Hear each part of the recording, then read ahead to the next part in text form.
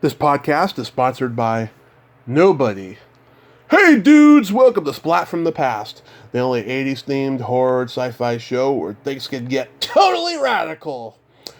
Now I am just so excited for today's guest because I I've had such a crush on this woman in the movies for a long time, and I am talking about Neith Hunter.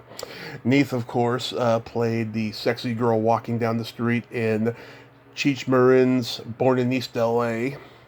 She's also Kim in Silent Night, Deadly Night 4 and 5. Yes, gonna kick off the Christmas slasher of the month. And she was also in Less Than Zero, Near Dark. She was in Tom Waits' music video for Downtown Train. She guest starred on Miami Vice and Sledgehammer. She was in Fright Night Part 2. I mean, she's just had a great career. We're going to talk about all of that stuff today. Find out, where she's been, since the late 90s. Her IMDb stops in 1999, so we will find out. And it's going to be great. My second show for Christmas December today on December 1st. And I just cannot wait. So, here is my interview with Neith Hunter. Hello. Hey, Neith, welcome to the show. How are you today? Hey, Tony. Thank you. How are you? I am just spectacular. I'm loaded with coffee and apple pie, and I'm ready to go. Yum. Where did you get that apple pie? My mom got it from the senior center. It was donated, and it was nice and fresh, so... Oh, how delicious. Yeah, I can't complain. I love apple pie. I love making apple pie. Yeah. And I love eating apple pie, so that's great. Did you have a good Thanksgiving? Oh, yes, it was just, low-key eating food until my belly button went from an innie to an outie. Great. The usual. The usual. This is such a great honor. Thank you for taking the time today, because I've had a crush on you forever, and this is just amazing. Oh, you're so flattering. Thank you so much. It's an honor to be speaking with you. Thanks for having me. Awesome. Of course. So, going back in time, did you gravitate toward acting early on in your childhood? I did not gravitate toward acting. I was an extremely shy and awkward kind of little artist girl, and I fell into acting completely accidentally. I wasn't planning on acting, and friends of mine just that I knew sort of brought me to an agent, or I took a meeting with an assistant agent because she was a friend of my best friend, and he said, oh, you just have to meet with her, and why did she just want to talk to you? And I was modeling, so I had always planned since I was 7 that I was going to be a model, and then I had been modeling, and I guess that's how she knew who I was. So anyway, I didn't gravitate toward it. I went to the agency, and they said, can we send you out on an audition? And I said, well, I'm not an actress. But to be fair, I had been to a lot of acting classes because I was interested in directing. Huh. And a director I knew said the best way to become a director is to study actors, study acting. So I used to go to acting classes but never get up in front of anyone and do anything. I would just sit in the back and watch. But she said, we're going to send you to an audition. And I said, I'm not an actress, really. Believe me, I'm not an actress. And she said, well, just go. And then I got the job, and then I said to them, but I'm not an actress. And they said, it's okay, it's your first job. They said, how do you feel? And I said, kind of odd. Are you supposed to be an actor to get hired? I mean, but I guess not. It's really funny because that was actually Sledgehammer, this little part on Sledgehammer. Yep. And the audition was for, and it was like Hot Pants. That was a TV show, Sledgehammer. I used to watch it all the time when I was a kid. Did you? Yeah.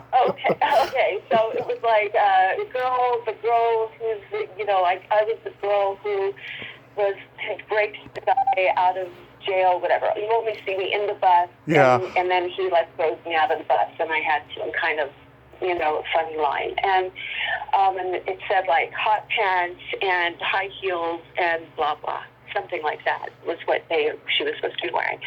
So I went to the audition, and it was a casting call full of gorgeous women in hot pants and high heels. And I, of course, being always having to be like a little bit different, and always feeling a little different, I was wearing like a pencil skirt, but like a casual kind of like black jean pencil skirt, flats, like ballet, kind of like casual ballet flats, and a ripped Hawaiian shirt that it was ripped because like the sleeve was kind of ripped off, off of one of the shoulders. And even though I'm like a master seamstress, I hadn't sewn it because it was just sort of a fashion thing, I guess. I just liked that it was ripped. So I was wearing like a Hawaiian shirt and a pencil skirt, some really strange outfit. I was the only one in the room that wasn't wearing hot pants. And then they picked me. So I was like, that is really strange. So I went there because I thought, not taking it very seriously, obviously, but like, oh yeah, I'll go, but I'm not going to wear hot pants. And of course, I did end up wearing the hot pants when I did the episode. It was funny, and it was fun to do. So I was actually glad I did it. I remember that episode. You kiss him, and then he throws you on top of the dead bus driver. Yeah, that's so funny. Yeah, that was really actually fun. That was my first time on set, and I thought, okay, this is kind of fun, different from modeling, and kind of fun to do. Yeah, what kind of modeling did you do? So let me just say that I did fashion. It's funny because I never really put my things online. Once there was internet, I didn't archive all of my things, but I became an Italian Vogue model, which was my goal, was to work for Italian Vogue. Mm-hmm. But I started out in San Francisco working for doing like the Esprit catalogs and all the local advertising, like Macy's and the paper, like in the weekend sections, the fashion, in the all the newspaper things. I also was an original model doing Victoria's Secret, which was out of San Francisco, and I was doing their catalogs.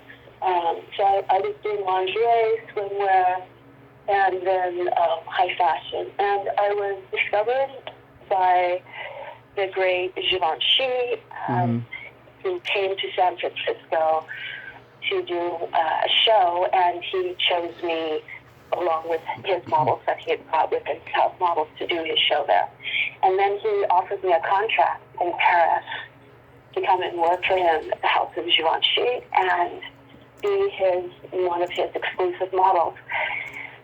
So I already at the time had just gotten an agent, which was Elite in New York, and I was just about to go to Europe. And so she pursued me for that, but in his contract, I wouldn't be allowed to shoot for anyone but him, and I wouldn't be allowed to appear in any other articles or any advertising or anything like that wasn't Givenchy. So I did not take his contract, but they did pursue me for about 6 months, solidly, and then sort of checking in with me to see if I would change my mind to do that. I would have loved, I adore that designer. I loved him. So, but I really, really, really wanted to work for all the magazines. I wanted to work for like Vogue internationally. So I ended up working for all the Vogue magazines, all of the, working out of Italy mostly, and working out of Paris, working for, French, German, Italian, and finally American Vogue, which was like the hardest one to get into. I came back to Europe. Came back to America. I was living in Europe. And anyway, so that's what I was doing. And then when I came to Hollywood, it was because I'm from San Francisco originally. I'm from San Mateo. Oh, you're from? Okay, so you were in the area. I knew that you were like, in my area. Yeah. Anyway, so I'm under the California. But Yeah. finally, I came back. And then I ended up, as things were falling into just going out for acting.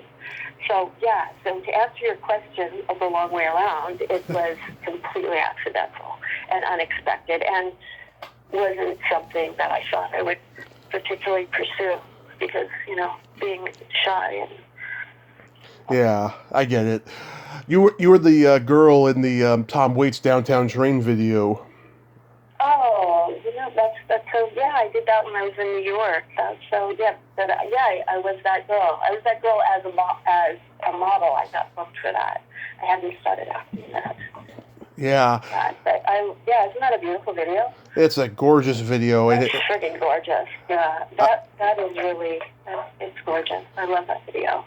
Yeah, I like the mixture of the old time movie styles. Starts off the cheesy 50s B-side sci-fi movie motif, and then it goes into 40s noir, and then it ends like a Fellini film when he's playing that squeeze box. Oh, yeah, that was absolutely beautiful. Absolutely beautiful. Yeah, too bad you weren't in the Rod Stewart version, too, because he made that song a huge hit a couple of years later. Oh, you know what? I never saw that video.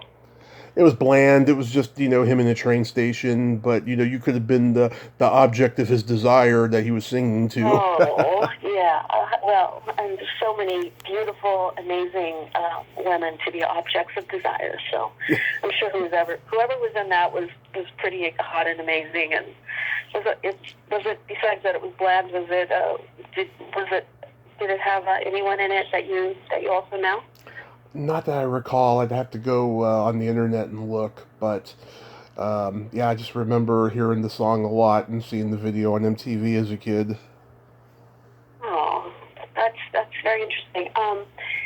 It's also okay. So thinking about like you were saying, you were watching MTV, and so I would have been in New York at that time modeling, and what's interesting too is that I didn't watch TV. At the time, like when I came to L.A., when I came out to L.A., and I came out here because I wanted to actually take a class with a really amazing old-time, I say old-time because he's passed away right now, Daniel Mann. He was an amazing director. Oh, yeah. And I came out because he had a master class for actors, directors, and producers, and I was basically coming to thinking about directing and studying under him, and I found out that he had a class coming up and he gave it like once a year. So that's how I ended up out here. But anyway, I didn't watch television. I'm not saying that was a good thing particularly, but when I was modeling, I wrote all the time and I painted in my spare time. And I didn't watch TV, although I had a little tiny TV, but I had a black and white TV that I never turned on, and so I wasn't really aware of what the hit shows were. And then when I came out and I landed an agent, and they would send me out to something, and I would say, well, what's that? And they would say, you don't know what that is? What do you mean? That's like the hit show. And I'm like, oh, sorry, I don't watch TV. And they said, you better start watching TV, because I didn't know who anyone was. And Right. So then I started watching, which, is super addictive. There's so many amazing shows. But before that, I did not watch television because I thought it was something that, I was too good for it, that it was, I just didn't watch television because I had these other interests all the time, and painting and photography and writing those were always like my main interests. And usually when I was on location for a modeling job, and while I modeled, I traveled all over the world to do photo shoots. Right. And I would always bring I had a little brother typewriter, a little electric typewriter, and I would bring my decorator, and I would bring my paints and a little portable paints and little easels, and I would stay in my room at night, and I would paint and I would write. So that was kind of like my thing, and then that's why I wasn't really aware of who was hot in Hollywood when I came out here. Well, yeah, I mean, there was no internet back in those days. You just had the TV and you had the trades and the newspapers. That's all you found out about, who was hot, Yeah, right. And if you didn't keep up with that, then you really, you didn't really know anything about it. Do you remember guest starring on Miami Vice? I do. What's funny about that? Okay, I have a little story about that. Is that the guy that was Yorgo Voyages, who was the guest star, who is the guy who shoots me? Okay, he was my ex-boyfriend. Now, I didn't get on the show because he was my ex-boyfriend. He had no idea I was even going to be there. It's just how life works out. I remember they were like, "Oh, to go to this thing for Miami Vice." Okay, they booked me. I fly to Miami. And I got on the set, and when I got on the set, it was so fun because he was like, "Oh my gosh, I can't believe that you're here." Anyway, that was a guy I had dated, and really, really, really nice, really wonderful, mellow, incredible, really intelligent person. And he was playing the gangster, and he's the person who ended up doing that thing with. So yeah, I remember that, and that was fun. Yeah. John Glover was in that episode. He's such a great actor. Yeah. John Glover. Oh, what an amazing actor. I love John Glover. Yeah, he was in that. He was really, really great. He is really a great actor. So how does Born in East L.A. come to you? Wow. Born in East L.A. Okay, here again. Here's my naivete. My agent said, "Oh, okay." She said, "I'm sending you over. I'm sending you over this. Going, at the time it was like, come and get the script, or sending you with the script, or going to the site.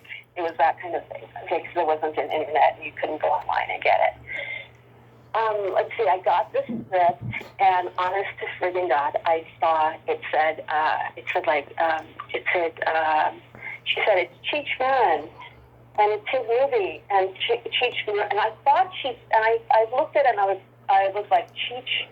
I don't know if you didn't say Cheech Marin. I think she said Cheech Marin, and I was like, who's Cheech Marin? Yeah. Who's that? Honest to God. Okay, except that when I was like a teenager, I used to sit with my girlfriend, and I as a young woman, young adult, as a teenager, I did smoke a lot of pot because I grew up. I did smoke a lot of pot. Okay, so I did too. Not like tons. I mean, I wasn't a total pothead, but because the home that I lived in with my stepfather, I was allowed to smoke pot. So and he always had pot. So therefore, it was accessible, and I was like the cool girl who I could bring my friends home and we could smoke pot. Yeah. So myself and my best friend at the time, we would sit and we would watch Up and Smoke. We would watch that movie, and we would get really stoned and watch Up and Smoke. And so I knew Cheech and Chong. I just didn't know his name was Cheech Marin. Yeah. Or Cheech Marin. I think she said Cheech Marin. And it's okay if I say smoke pot. Of course, I talk about it all the time, because I smoke. Okay, there you go. So, and for that matter, when I was like 11, I was already growing my own pot plants because I was growing up in Marin County, and I was a little hippie girl. So, and so, I was. But at any rate, it wasn't like I was in a total stone stupor. I mean, I went to school and everything, and I was totally functional. But Right. I was allowed to smoke, and so anyway, we used to just eat a lot of munchies, just crack up, and watch Cheech and Chong movies, and so I knew what Cheech and Chong was, but she didn't say Cheech and Chong. So anyway, she said Cheech Marin. I was like, I don't know what Cheech Marin is, but she said, oh, this is really great. You got to go to this. So then I went, and it was freaking Cheech and Chong, Cheech Marin. Okay, so I was super happy to see him. I really love him, and I was like, I love your movies. I mean, come on. I cracked up so much smoking out with my best friend in San Francisco, and this is so cool. and that's pretty much it. And I went and basically did the whatever lines, and there were a couple callbacks, and then and I guess he saw like 200 women, 200 actresses for that, and I was the lucky one to get chosen. So yeah. Wow. Did you? What? Did you get a lot of blisters on your feet from all the walking you had to do in those heels? That's so funny. Well, I might have accepted that.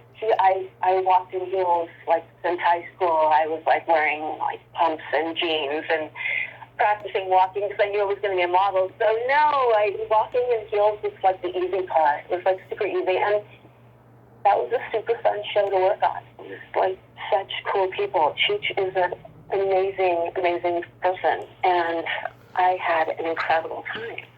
And there were just some cool people on that movie that I really enjoyed. And so yeah, that was a very interesting thing to do that I would have never thought I would have done, because it seems so obscure for me to be in a Cheech and Chong, except it was a Cheech's movie. But it's funny how things like that come back around. Of course. Well, actually, since we're talking so openly about how things do come back around, so when I was saying I had wanted to work for Italian Vogue, well, at some point, Italian Vogue came out to San Francisco, and they did book a couple of local models, and I was one of the local models, and I got like a one-pager out of that in Italian Vogue, and they shot it in San Francisco. Right. But at the time, the editor who came out, the Italian Vogue editor that came out was this amazing woman, Francesca, and afterwards, after the shoot, as I was changing, I heard the editor and the photographer and the assistant talking about where they could get pot. They were like, oh, I heard them talking, and I was like, just overheard it, and then I just chanced to go up to them and say, hey, you guys, are you trying to find some leads? Because I could get you some, and I guess they were like, oh, okay, yeah, they were kind of, a little bit unsure, but they should like have a little model girl find them some weed. And I said, oh, I know where I can get some for you. So anyway, I arranged for them to meet up with a friend of mine who also would be able to get them some weed. And that night, and so I met with them later on at my friend's house, who actually agreed to do it because he wasn't a weed dealer, but his fiance was a designer, and she really wanted to meet these editors from French Vogue as well. From Italian Vogue. So people want to make connections. So we went to their house, and they kind of served some nice things to them, and they left with whatever it was that they wanted to get a little bit of weed to smoke while they were in California. Right. And they got super high. Of course, I think at the end we were all just like just sitting on the floor. Like I think they were. It was more than they could expect, and that was it. Okay, look, I'm not like connecting like weed dealers. He isn't a dealer. The guy who was my friend and his fiance, but he was someone who's really nice. Who I knew would want to meet them, and I knew would probably have weed. So now, flash forward to so that's when I'm still in San Francisco, haven't gotten a New York agent, haven't been to Europe yet, ever. Actually haven't really been anywhere except in my life. I never really went anywhere outside of California. And then flash forward to now I'm in Europe, and I go to my first Italian Vogue. I booked my first Italian Vogue shoot, and the woman came in, and she's like, the editor comes in, and she greets everyone, and she came up to me, and she squeezed my face, and she said to everyone, oh, I love this girl. She's so nice. She's so nice. And I thought, okay, she means like nice, like she likes my face, you know? But I'm like, oh, hi. And anyway, she was Francesca, but it took me like, because that was probably 2 years after I had met her in San Francisco. It was the same woman that I turned on to my friends to get with. And she remembered me, I guess, she remembered me, and she never said anything, and I never said anything. I actually didn't know it was the same woman because I saw her completely out of context.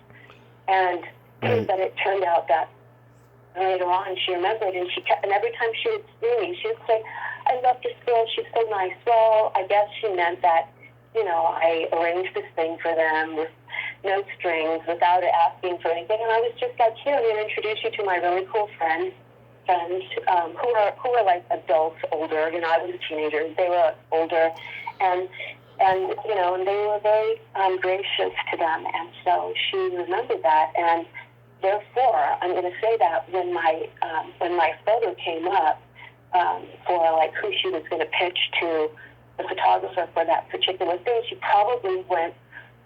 Because I had on my Z card, I had the picture from the Italian boat shoot. She went, oh, there's that girl. I love that girl. Let's help her out. And that's how things happen. And connections happen through people wanting to help other people through kindness, that you can do. And then it sort of comes back to you later on. And that definitely came back to me like that. So I was very amazed, and I felt like kind of a dork for not having realized that it was her. But yeah, it was, it's different when you see someone when they're in San Francisco, out of their country, and you see someone in their own environment, and then she looks different too because she's going to be dressed different, and she's more herself in Italy than she was in San Francisco. But anyway, that's how that came back to me, and that's how, because that booking changed my entire career. As far as it took me out of just doing like the smaller magazines, and then that's how I started working for Italian Vogue and creating, being able to create beautiful photographs, beautiful works of art with these amazing people you work with. You work with I know this is about acting, but as far as modeling goes at that level, you work with the best artists. You work with these amazing hair and makeup people. I mean, these just artists and the photographers, and the assistants too are always amazing, because all the big photographers have assistants who do all their lighting. They do everything. The photographer just pushes the shutter. They just they click, but the assistants they set up the shot. They basically are as much the artist. Although the photographer is curating it and has the vision, but there's and then you get to wear an incredible amount of gorgeous clothes, and along those lines, acting. Mm-hmm. What I liked about acting the most is that you get to wear costumes. I love wearing costumes. I loved dressing up. I always loved Halloween because you got to dress up, and I love being other people and stepping into the personality of someone else, and imagining what that person's life would be like, and just I love playing like that. So that part of acting to me is really fun, Yeah. I'm talking a lot, but I know. Do you like Halloween? Do you like dressing up, or do you do that? I haven't dressed up in quite a while, maybe 6 years, but yeah, I mean, I love Halloween. It's like one of my favorite holidays. Did you enjoy dressing up? I mean, did you enjoy getting costumes? I did, to a point, and then it just got expensive after a while, and it just became a burden, But I plan on dressing up again in the future. Just right now, I'm kind of moved on from it. Understandably, take a break and then come back to it. Acting is the best thing for me about acting is that you get to explore the human condition. Right. So you get to play someone who is not you. Now, I'm going to say, in East L.A., did I play someone who's not me? I mean, that was fun. That was just fun. That was just like a fun thing to do. But I write a lot, and I write, characters. I write stories and plays and things like that. And I love to explore the human condition. I have in the last, I guess, over the last 10 years, I became a coach and working with a lot of new young actors. And basically just exploring the human condition. It's like I love films. I love movies. I love movies. I love the theater. I love to go to the theater. And I love the opera, too. I love any kind of storytelling. And I love, short stories. I don't as much have an attention span for long novels, but I love short stories. Right. So then you were the lady in car in Near Dark. Lady in car in Near Dark. Yeah, that was just another go to this thing and then you go and you show up and you do it and it's really fun. And I was the girl driving the car, and I guess we stopped to pick up the vampire, and that's something you shoot in a day. Yeah. But one of the things I can say about, which everyone knows about acting roles, no matter how big or small that they are, you get residuals. So seriously, residuals are huge. I actually I quit acting multiple times. Yeah. And then I went back to acting because I was like, I need to go and make some more residuals. Okay, let me go back and get some more residuals. And residual income is really, it's great. I mean, who doesn't want residuals? Yeah. I mean, I'm still getting the residuals, all these years later. I still get checks in the mail from things I did 30 years ago. So it's fantastic.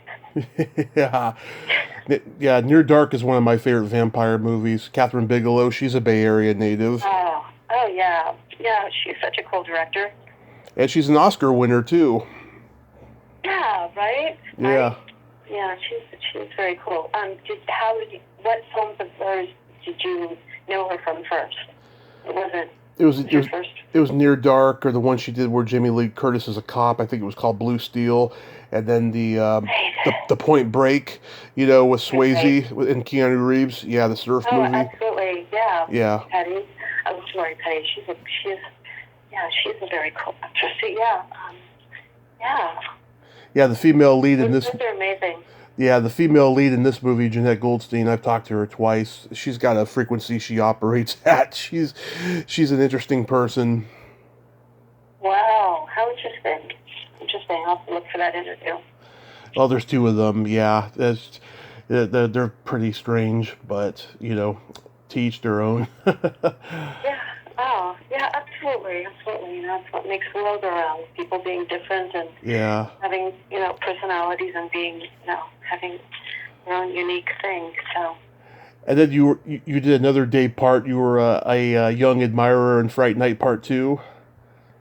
Yeah, I didn't. That was really, that was by in a flash, but that was just another. I pretty much took all the auditions my agent sent me on, and I tried to book them. That was my goal, and that was that. I actually haven't actually seen that film, but it's terrible. The first one's a masterpiece, of course. It's a classic, but I didn't like the second one. But I got a funny story for you though. So after this one came out, right? William Ragsdale and Roddy McDowell are having a meeting with Jose Menendez to do the third one. And Jose Menendez, he was not a nice guy. He was a pretty mean guy and stuff. He dies, he gets shot by his sons about a week later. And William Ragsdale calls Roddy McDowell up and he says, "Did you hear about Jose?" And Roddy says, "Yeah, I don't have an alibi. Do you?" Oh, yeah. Oh, my gosh. And this is, of course, before they knew it was his son. Yeah. Hilarious. I mean, not for them, but... Oh So, my gosh. so tell me about Less Than Zero, because when we talked on the phone, a couple weeks ago, you told me you have a lot of pride for that movie. Did I say that? Yeah. Yeah. Well, let's see. Less Than Zero. Less Than Zero was okay. So I worked on that for a month, and I had a. To be honest, Mm-hmm. I had a. Okay. So is this? Am I supposed to be honest in this interview? Is this totally? I mean. Oh yeah, I'm gonna upload later on. You know what? I'm, Edit it? I'm gonna upload it later on. Oh yeah. Do you edit these? I don't edit the conversation, no, but if there's ever a point where someone says, I wish I hadn't said that, can you edit it? Then I'll edit that. But other than that, anything goes. Oh, that's cool. Yeah. Yeah. So Lesson Zero, that was actually really that was an interesting film to work on. Mm-hmm. And because I get to work with such I get to be in this environment working with some amazing actors. And but I'm gonna just say this: the director was trying to fuck me and literally trying to date me, and he gave me a bad time. And I have to say, after like the first day of going to, after actually the first night, to be honest, this is what happened in that film. That film, I do not have pride about that film because the director, who is a really good director, he was trying to like screw me, and then I rebuffed him, and he harassed me for like the whole shoot for a month. And I remember going back into my trailer after the first day and thinking, I want to quit. I just fucking want to quit this movie. Why should I put up with this? This guy's going to act like this to me? Why? I don't need this.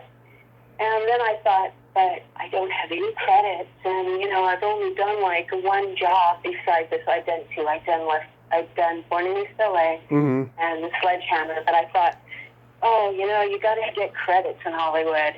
I thought, this is like a month-long shoot. I didn't need the money because I made a bunch of money from modeling. I was making a good income, so I was still modeling, but I didn't think I needed the credit, so I stuck it out. And he would just act like a jerk. He would, Americanesca. He would act like a total jerk to me on set. And ultimately, he cut me out anyway. So I'm barely in the movie. And I would say that he made it very tense for me. He was always trying to he was always touching me. And so this is what happens. Like after I booked the film, and then they said, okay, they're gonna take a limo and you're gonna go out with the other actors, and you guys are gonna go and tour the clubs downtown and see where like this is supposed to be set. So we go out one night, and it's like James Spader, Robert Downey Jr., Jamie Gertz. I'm like there's five people that are like other actors where I'm like we're not like I was. Jamie Gertz was the lead, and then I was sort of like going to be her best friend. So I was like the only person other than the main stars who was invited to this. And we were out at this club downtown, and then we went outside. At the time, I used to smoke cigarettes, and I haven't smoked for years, but I used to smoke cigarettes. And so I went out on the balcony to smoke a cigarette, and the director, Merrick, came out, and we were talking, and then I was standing with my back against the wall, and all of a sudden, and I had put out my cigarette, and we were just talking. I mean, I don't know the guy. And then he puts his arm up and blocks me, and he swoops in to kiss me. Now, it was the most, like, unexpected thing, and I ducked, and I swooped under his arm, and I looked at him like, what the fuck? Yeah. I was like, really? Seriously? I mean, it was like, dude, I don't even, like, he just swooped in to, like, kiss me. It was like there was nothing but to set that up for me. There was no reason that I was going to want to kiss this guy. So, I just gave him a look, like, no, don't do that. Like, I don't know what you're thinking, but that wasn't cool. And I went back into the club. After that point, because he just, like, then I went on set, like, I guess the following week, and after that he would just stare at me and, like, sort of, like, do weird things, and it just made the thing uncomfortable. My pride in that is that it was, I was really happy to be working with this really cool group of actors, and, it was really, I really liked the book, too. Mm-hmm. And so that was a very cool thing, but dealing with this director who is a really good director, and, you can be a really talented artist and still be an asshole.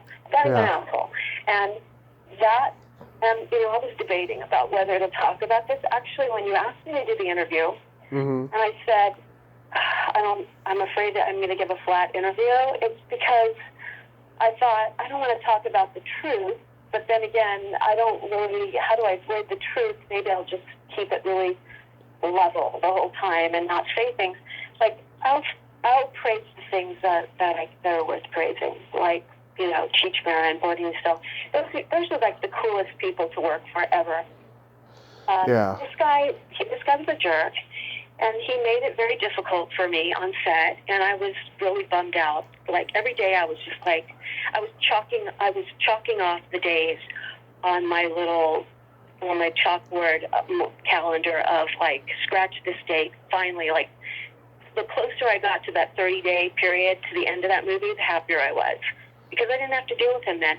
And then, in the end of that, I'm going to just say what led from that was that he then reported back to his little boys club, because there is a boys club in Hollywood, that I was difficult. That's what they call difficult. So when you hear in Hollywood someone's difficult, it means that they won't basically, like they rebuff your advances, basically, that they won't, do what you're wanting of them. So then I got the difficult label, which led to basically eventually me getting on the blacklist, quote unquote blacklist that they have in Hollywood of those actresses, and I got on that list, and ultimately that's why I once again quit Hollywood. But yeah, so that was my less than zero experience. It was really like, it didn't have to be like that, but the director decided that he was going to that he was going to just focus on me, and why I wasn't willing to. I guess his ego couldn't take that I wasn't interested in him. Well, a couple things before I move on. One, I've been deemed difficult by agents and publicists if I turn down to interview one of their clients that isn't part of my demographic. So I totally can relate to that. Maybe I got our conversation mixed up with somebody else's. I talk to so many people, pre-interview and then on the podcast, and I get conversations mixed up. I could have swore you told me you liked this movie, but I could have been just brain farting. So I apologize if I brought up any negativity there. No.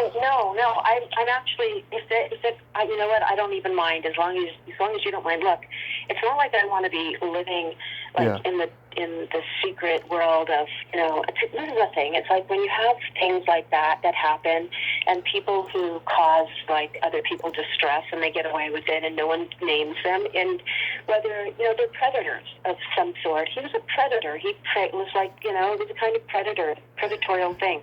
And then, he punished me during that shoot. And people who get away with stuff like that, it doesn't help other people going forward. And so, I've lived with that, for all these years. It's always been like a kind of a sort of a sad point for me, because I know that was a turning point of, it was kind of an awakening of things that happen. I have to say, I never had experiences like that as a model, in that world. I'm not saying that people didn't hit on me, but I didn't have the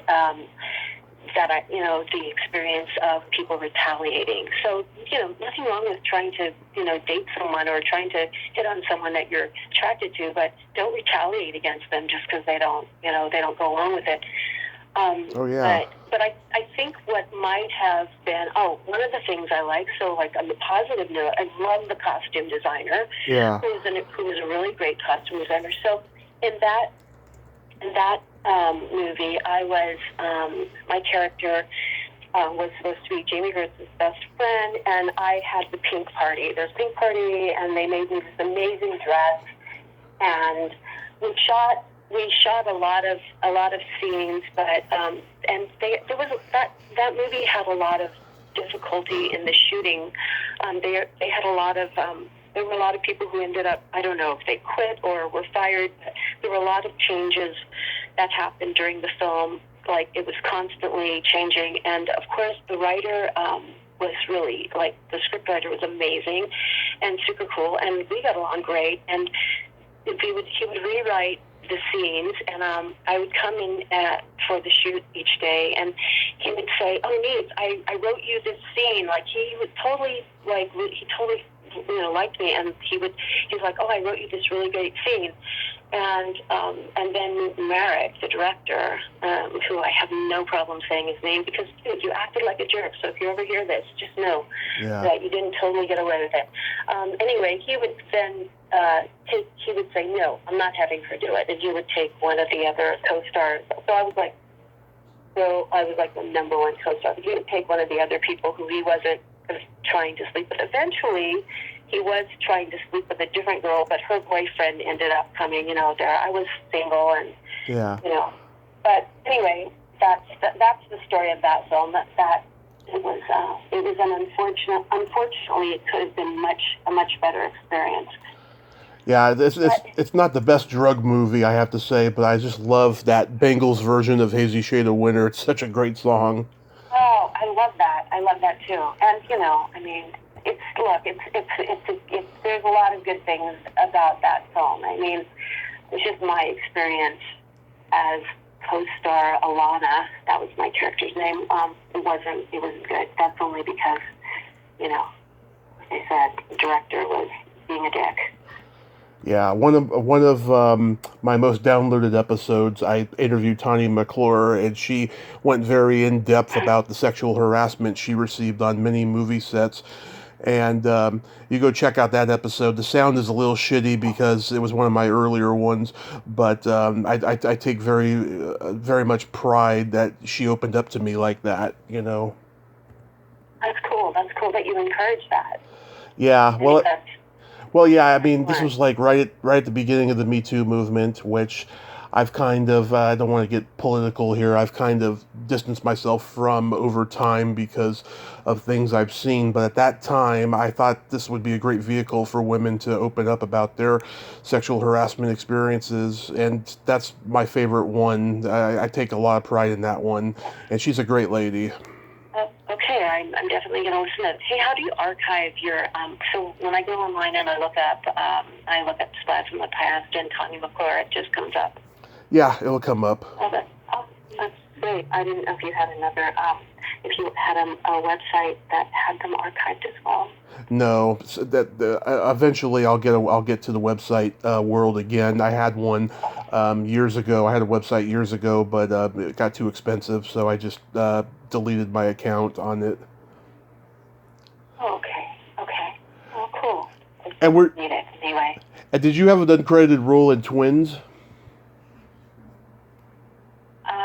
Did I have? Oh, I did have. I had a role in Twins, and I had. Okay. So let me just to be honest, this is sort of you hear. This is my character. Mm-hmm. Okay, so it's not that I didn't have a credited role in Twins. Uh-huh. This will sound maybe dumb, but I did not want my name to be on the credits. You're going to be probably like, why didn't you want your name on the credits okay, right? Because I'll tell you what happened with Twins. Okay. So I go out for the lead for role in Twins. Okay. And I get to the screen test with Arnold, and I did the screen test. Huh. And so I was up to the lead, and it was an experience. And I didn't get the role, which was a great experience too. I was never attached to roles in Hollywood, and I was never attached to the lead like that. I was never I never felt desperate. I never felt like I gotta have this role. I just never felt like that. I always had my own things going on, so I was never like really like jonesing to get something. I just always felt like, oh, if I get that, that could be fun. Like I kind of took it like that. So I didn't get the lead, so that was fine. Mm-hmm. And then about a month later, I was working on, see, I don't remember exactly what I was shooting. I was shooting something, and my agent called up. I was on another set, and she said, oh, the people called from Twins. They want you to do this role. They want you to be it's a day shoot. You're going to be the sales girl in the store when they come in for the suit. Mm-hmm. Something like that. And I said, okay, pass. Just because I felt like I don't need to do it. I felt like, it's not like I thought it's not like I had a lot of other things, but I had a lot of other things in my life. I had so much more going on. I felt like, well, I already tested for the lead, and that's a really great place to leave it. Right. And I don't have to be in that film, and I don't need to go for the day player part. And my agent, who was maybe not the sweetest, kindest woman ever, but I'm going to say lacking experience, yeah. definitely. And she said, well, I already told him you'd do it. I was like, what? You can't tell me I do it. You didn't even tell me about it. And she said, but I told them that you were going to do it. Because she was so excited that they wanted to book me. They just called and said, oh, we want her for this. Because they'd already screen tested me, so they already knew what I could do. And anyway, so my agent, who is a super lovely woman, but coming from the world of modeling and modeling agents, I have to say they were a lot more savvy than the agents that I had when I was acting.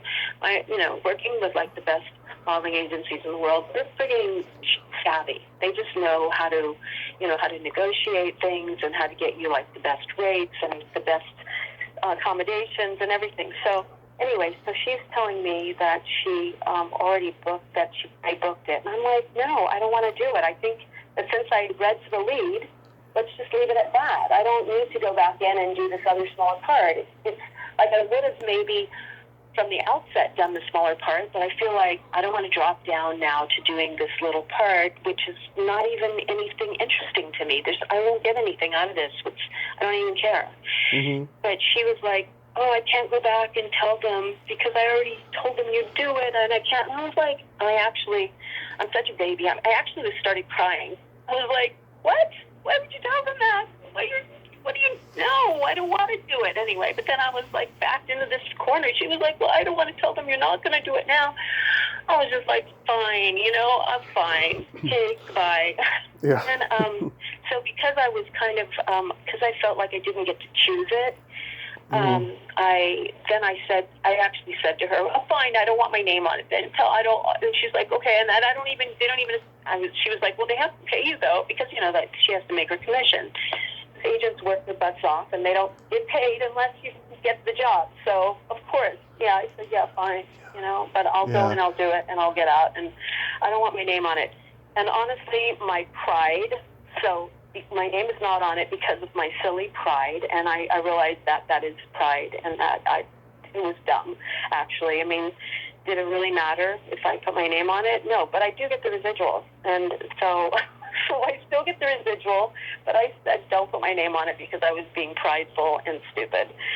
And, and my ego was hurt by the fact that my agent would accept a job that I didn't. It just seems so absurd. I don't think I ever booked a modeling job without them asking me, do you want to do this first? Anyway, so, yeah, but let me say, I love Danny DeVito. He was amazing to work with. So I had a scene with Danny DeVito and Arnold Schwarzenegger in the store, and Danny was so adorable. Yeah. And he was super funny and super kind to me, and Arnie Warner of course, he's himself. He was, he's funny too. Yeah. And it was great to work in that scene with those guys. But Dan really impressed me, and I really love Danny DeVito, and I really love him in Matilda, which, of course, I'm just thinking Matilda because my daughter watched that movie over and over, and I watched that movie with her over and over. And yeah. that's the Danny DeVito. So I had a good time in that movie, and I pridefully told my agent not to put my name on it, and I'm sometimes really stupid like that, you know. I am. I mean, I can look back at those things and go, gosh, what's wrong with me? What's I thinking? You know, it was really more about her than it was really more like, oh, well, you can't make me, you know, you can't just hook me into things without telling me, which, you know, she thought I would, I guess, be really happy, but I wanted her to get my consent before, you know, assuming it. Anyway, I think you. Yeah, I think you would have looked good, you know, laying next to Arnold in bed smoking a cigarette, you know, because you have that old-time golden age of Hollywood look to you, you know. Yes, thank you. I grew up with my grandmother, and I grew up watching all those old movies with her, and then when I was, you know, once I started just, you know, like watching movies myself, in my, you know, early 20s, I rewatched all the old classics, and I just love all the old black and white classics and all the Technicolor musicals. I love that. I love all those movies. In that period, I love musicals, and yeah. And I always felt that I was, you know, from another time. I just felt that I related so much to that, and people usually say, "Oh, you're such a throwback." So. Oh, I'm a throwback. That's why it's my middle name. Right? You are a throwback. Throwback Kovac, yes. Yeah. You are, yeah. So how does Silent Night, Deadly Night 4 come to you? That was actually, let's see, how did that come to me? Okay, they sent me the script. Mm-hmm. After I had the little thing with twins with my agent about not booking me on things, she kind of took that to heart, and they sent me that script, and I read it, and I turned it down. Mm-hmm. Originally, because there were some scenes in it that I thought were really dumb. Yeah. For me, I just thought, I don't want to do that. I mean, not dumb like they don't belong in the genre, but just like, I don't want to do that. And then they actually came back and said, okay, we'll take those things out and we'll rewrite that part, but we want you. And so then they sent me a new script, and I was like, okay, all right, cool. So I did it. Now, how that came to me, though, is I just realized is that I had actually read for another movie that I really wanted to do. It was like a movie where, I forget the name of it was, but the girl goes to a mental institution, and she somehow ends up in this mental institution that and I think I don't know if she actually is crazy or she has to become crazy because she's looking for someone to try to help them escape this mental institution. Anyway, doesn't sound familiar. I always liked complex characters, and right. I really wanted to. That was one of the roles that I actually really did want to do, because the character was like very complex and mental, and I loved that she was this very complex character, and I did an amazing audition for that. And the producer, one of the producers for Silent Night, Deadly Night, was also a producer on this other film.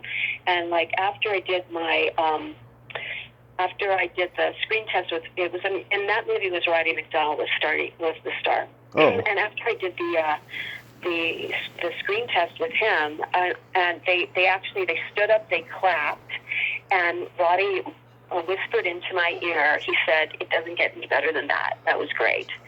And I was like, I was thinking it was a slam dunk, right? Like, I'm going to get this role. But I did not get that role. And the person who got that role, who was also turns out to be an actress I really admired, and also turned out to also be a friend of Roddy McDowall's, and also someone he admired, and she was amazing. So she ended up doing that. Mm-hmm. that role, and so that was very interesting because like I lost that role to someone who like I thought, okay, I really love that actress. Okay, so anyway, then it happened like 6 months later, probably. I got that was the offer for Silent Night, Deadly Night, and that it just happened to be that producer that had seen me in that other audition was one of the producers on Silent Night, Deadly Night, and so that is how I came to that script. And then they adjusted the things that I thought were not really that I didn't really want to do, and so I took the film and had to work with Brian Usna and his whole cast, and Screaming Mad George did all of those great effects. And that was actually that was a very cool film to work on. There were so many interesting things in there, and I got to work with some really cool actresses in that too. So I really enjoyed that film. I've talked to Reggie Bannister, such a great guy. Oh yeah, great. Reggie. I've talked to Hugh Fink. Cool. He takes pride in this movie because it's the only movie he's ever been in. And Brian Usna, I talked to last year. That guy, I asked him maybe 5 questions. He took about a half hour to answer all 5 of them. Nice. I asked him to listen to that one. That was a good interview. Oh, you did? Yeah. Yeah, I did. Of course. I was prepping for this. I was like, oh, okay. Yeah, very cool. I've reached out to Marjan Holden and Elise Beasley and Tommy Hinckley and Clint Howard, and I haven't heard back from any of them. Oh my God, they should do your show. Well, maybe next year. Who knows? Yeah. So Tommy is Tommy and Marjane. Those are and Elise. They're all really great to work with. Just everyone was really really cool, and that was a good set, and that was a good set to be on, and I really enjoyed that. Were you aware of the controversy of the first one? No, to be honest, I have not seen any of the other ones except mine. What was the controversy in the first one? Okay, so the story of the first one is that Santa Claus kills people whose kids have been naughty or something like that, right? And that angry parents took that to heart. So there was a protest in Hollywood going on when that movie came out. And it didn't stop it from becoming a box office hit. It wasn't a blockbuster, but it did very well at the box office, and it spawned all these sequels. But yeah, that was the big mystique around that movie. That's interesting. I did not know that was the Santa Claus killer was killing naughty children. Yeah, that's okay. Yeah, that was the thing. And oh my God, I talked to the screenwriter. He told me that there's a typical Hollywood story behind that. So like the producer and the director, they were, placating him and his writing partners, saying that they were the best writers and that they were going to, become partners and all of that. They didn't even let them on set of the movie or let them go to the premiere or the wrap party. You're kidding. No. Crazy. That is crazy. Yeah. And how do they justify that? I don't know. It's a sad and common story. I've heard similar stories like that. Really? Yeah. Oh. Gosh, no, I did not know about any of that. I didn't I didn't actually do my homework about the other episodes. I was just going along to with mine and to see if And Brian was so the first 3 they're not all directed by Brian. No, Brian came in, I think, number 3, if I'm not mistaken. I could be wrong, could be 4 he came in. But Charles Sellier, who created Grizzly Adams, he wrote and directed. He didn't write. He produced and directed the first one. Okay. And do you know who wrote the first one? Scott Schneid, his name is, and I interviewed him. Yeah, that's the one who told me about that story. Oh, okay. And then, so it did well enough though to spawn the sequels. But and the yeah, sequels in went right spite to of the sequels went right to video because they knew if they did more sequels, there'd probably be more protests in the gosh, theaters. that's You know? crazy. That's crazy. Right. Huh. Yeah, Isn't that interesting? Gosh. it is. Um, so that's really interesting because even the thinking about the term right straight to video, like now things like how many things went straight to streaming because of COVID, and and things that are just made for streaming, and before streaming there were videos. And Yeah. things going to video wasn't necessarily a positive thing. That was like, okay, this won't get a release, but it'll go to video. And now people can watch films that never make it into the theater and just go straight to streaming, which is kind of like, just like get the material out there and let people see it and let them see if they want to enjoy it for themselves. Well, yeah. Well, the funny thing is, after they stopped playing porno movies in theaters in the '80s, they went all to video, and filmmakers were low-budget horror, sci-fi, exploitation filmmakers were having trouble getting their movies in theaters, so they went right to video, and they figured since porn was so popular on video, they decided to put gratuitous TNA in the movies to get them to sell, and it worked. You know, they made like millions of dollars, having blockbuster rentals. Right. So are you saying that before they thought about before that the horror films didn't have like a TNA thing in it? They didn't have like a TNA scenes before that? Well, no, I mean like there were guys like Fred Olin Ray, David Dakota, Jim Wynorski. They were trying to follow in Russ Meyer's tradition of putting gratuitous TNA Right, in their right. horror and So that was sci-fi movies. something that came later. How interesting. How Yeah. interesting. So then, this history. Then what were the horror films then before? Before that, was there a time when they didn't have any kind of gratuitous TNA in them? The Oh, horror films. oh yeah, oh yeah. Early on, from like Texas Chainsaw Massacre until like in the early '80s, you would see maybe a couple of breast shots in a movie because the teenagers were having sex and then getting killed afterwards. But then these guys were more campy, comedy, type of guys. They would just, put, gratuitous TNA and like, funny dialogue and then campy situations, things with chainsaws and aliens and all of that stuff. And it became a lot more theatrical in what they did. Oh, cool. How funny. Yeah, so they figured out the formula. So that's cool. Yes, and the irony now, they're all making children's films, family children's films for like, for like Lifetime or, on demand, dog movies and stuff, How funny. Christmas movies. Yeah. Yeah, and I'm thinking to myself, do you really want these guys around your children? With the kind of movies that they made back in the '80s, yeah, it's pretty funny.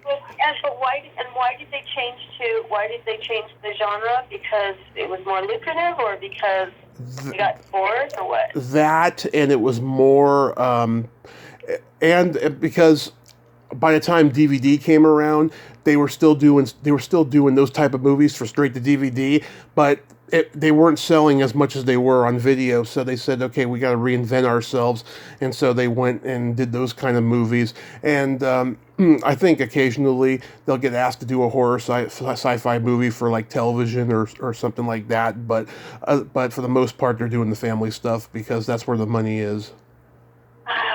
Yeah, because that's an earnings. Okay, so so it's a business for them, and they're just following the lead. So, okay, that's very interesting.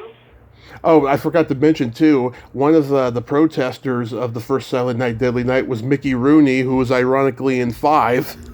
Oh my gosh, that is so funny! You're kidding. He was one of the protesters. Yeah, he just thought that it wasn't a good.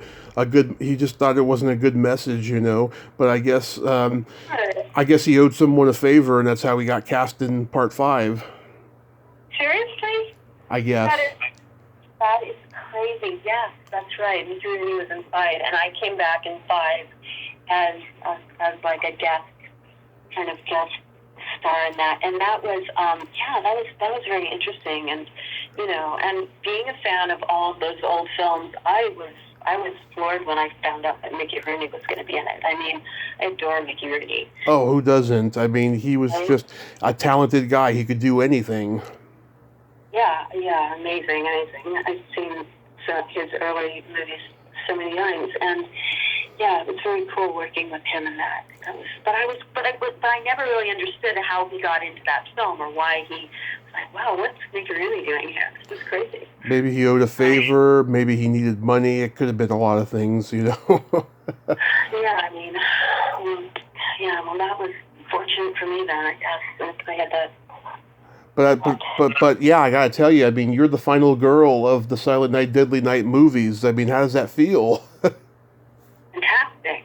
I love being at that finale, the grand finale. I think that I'm totally deserving to be there because it's kind of a strange film, but I enjoyed it and enjoyed working on it, and that's very cool.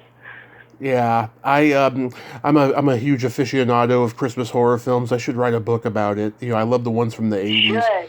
The ones from the 70s and the 80s. Those were the best ones, and I haven't seen a whole lot of ones since that come as close. But yeah, I love them.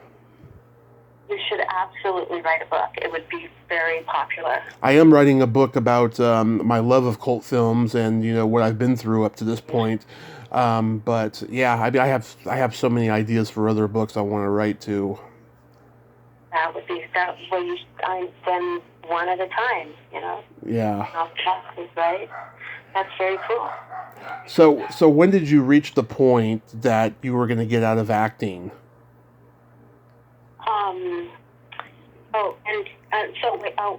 I was just thinking about something too. Go ahead. This is not on your question. Most of your guests, are they from Splat from the past? So this was mostly horror films. It started out that way, and then I branched out.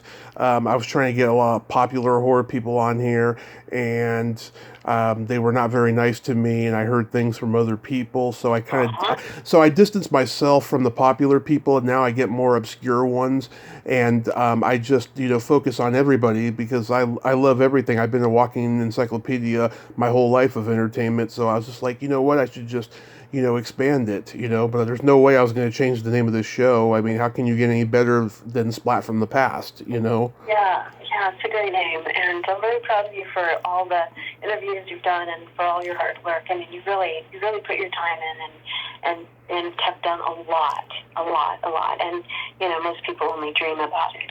You've done it. Oh, thank you. It's been a anyone who blessing. wasn't nice to you, gosh, you're so lucky you didn't have to deal with them. I mean, I don't even get that. I mean, I don't understand anyone who was not nice to you or. Well, full disclosure, there's about at least 10 people who have turned me down, and I found out later that they were all Scientologists, so they were probably all offended that I mentioned sci-fi at the beginning of the show. Oh, just. Yes. Oh, why? Why is sci-fi and Scientology not? Why is that? What? They're offended by it because, science is their religion, and so science fiction is not part of the equation, so they're offended. Science fiction, John somehow. Yeah, John Travolta was ostracized by the Church of Scientology when he made that movie Battlefield Earth. Oh, I see. Well, I can say this: my mother was a Scientologist, and but I did not grow up with my mother. I grew up with my grandmother, but my mother became a Scientologist, and I hadn't seen her for I hadn't seen her probably for about 4 years, and then she invited me. She lived in Hawaii, and she invited me and my best friend to come to Hawaii for the summer, and that was when we were introduced to Scientology, and I did go to the Church of Scientology was there and took like the first course or whatever it was that you take. And then my friend and I, being in Hawaii, we got some pot and we smoked a joint on the beach, and I told my mother that gotten high, and Yeah. he was like, well, you can't go back because you have to, like, you're not allowed in the church. You're not allowed to go in to do the work, which I found, the course, whatever I did, was interesting. I mean, I was like 15, so Yeah. I thought it was interesting, but then they wouldn't let us go back until we had, like, a certain period of time, which we didn't really have that much time left. We were only there for a month, but anyway, then when I went back to San Francisco, the Scientologists kept hounding me. They'd show up at my door. I guess they had my address, and they just kept bugging me, and I kept trying to get rid of these people. It was just like, you know, they were trying to get me to go back to the Church of Scientology in San Francisco. It was very awkward, and I was just a kid exploring and following checking things out, just exploring it. But Right. so my experience with that, and then after about 10 years of my mother being a Scientologist, quote unquote a Scientologist, she dropped out of that, and she said she was quitting it because they were hypocrites. But she spent 10 years of sort of not really not speaking to her children. Yeah. Because of that. So that was an odd thing. Anyway, so that's what I know about Scientology is that one experience. But that's interesting that you said that the people who were not nice were in Scientology. Were Scientologists. I'm surprised that they would. I guess I'm surprised that they would. Really. Well, a lot of them say yes, and then once they listen to the show, they're like no, or they just don't get back to me after that. But it's okay. I totally get it, and there's plenty of other wonderful people to talk to, such as yourself. So I'm not tripping. Aw, such as yourself. Well, anyone would be really, lucky to be on your show and talking to you. And I really don't get I really don't get people being like that. Except, like you said, Scientologists. Maybe it is against their quote unquote religion, right? And because that is a religion for them. And like, hey, they wouldn't let two young girls go back to and take a course because we had smoked some pot. I mean, okay. They have very strict. They have very strict rules, apparently. Very strict, yeah. Very strict. But isn't it amazing how many people in Scientology became really successful, and so they really support their own. There was a teacher, who was an acting teacher. Milton Casellas. Martin Casellas, yes. Yeah. That's who you're thinking of? Yes. I've talked to many people who studied with him. Some of them fell down that rabbit hole, and some of them didn't. What did you? Yeah, tell me what did people say about him? He was just a great teacher, but he was part of Scientology, and he was part of the brand new bullshit corporate structure of Scientology in Hollywood, and so he was trying to recruit people. And one guy I talked to recently, he told me he took some classes, and then he was just like, forget this. And then Milton Casellas was never nice to him again after that. Really, but okay, so like, from what I know, Milton Casellas didn't even leave Scientology, and then they totally shunned him. Yes. And I don't know how that came about, but I did hear that happened, and I don't know why they had that break if he was really recruiting for them. How he went from recruiting. Do you know about that? No, but what my guess is, he played favorites like everybody does, and he would say, you got great potential in this. Oh, by the way, would you like to try Scientology? I think that was what his thing was, Oh, okay. So this is my experience with Mark Casellas. Okay. Obviously, one of the greats in Hollywood, and I tried to study with like also, as many great teachers as I could, because I was even though I didn't, like I said, I was never attached to the role. Yeah. I always want to do whatever I do like 100% well. I'm a perfectionist, so not that that's a good thing. I don't think that's a good thing. I wish I wasn't a perfectionist, but I like to do it. I am too. Don't worry. Okay, so you know what that's like. It's like a double-edged sword. On one hand, you know that you're going to get like I'm going to put everything into it. The other hand, I can also procrastinate, and because if things aren't, if I don't feel I'm ready or things aren't just right. So I did take my studying of acting once I committed to actually, going out to auditions, I started studying. I went to Stella Adler Conservatory, and I studied there, and studied with some really amazing teachers there. And I Mark Ruffalo, for instance, was he was in my class. He was like when he first started out, and there were a lot of very cool young actors in my class from Stella Adler, and I studied with some other really interesting teachers like Sandra Seacat, and there were just some really amazing people. Okay, so Martin Casalis was on my list, and he was 6 months. You have to sign up, and you get in 6 months later. So I signed up. I got the call 6 months later. He'd let people in from the list slowly, and what he did was this: he takes 6 people in a room, right, that he are now going to let into the program, and he basically says, look, this is the way I work. He says, okay, so one of the things in this class is that you had to also work on the same scene for 6 months. So normally in an acting class, you do scene study. You work on a scene and maybe a few times, and then you move on to another scene and a different scene partner. The way he worked was you get a scene and you have to stick with that scene for 6 months. So you're just doing that scene. That was his thing. But so what he tells us in this room before it's our indoctrination, before he actually lets us go to class, is okay.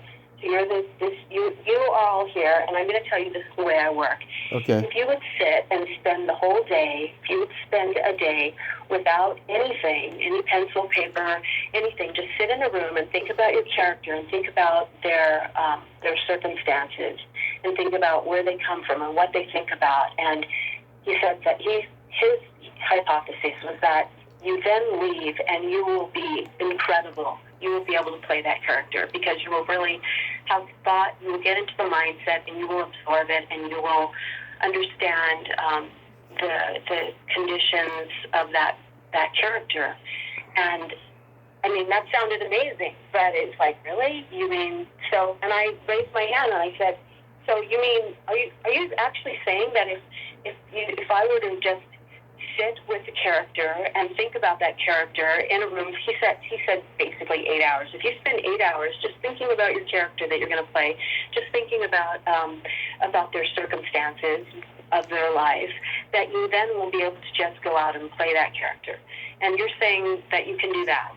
And he's like, yes, that's absolutely it. And that's why he has people work on the same scene for 6 months, because it takes actors 6 months to kind of get out of their head and finally they know that character, they know the circumstances, and now they're not playing it from their head, they're playing it from their gut, from their intuition, from their heart, from their this is just, it becomes them, part of them.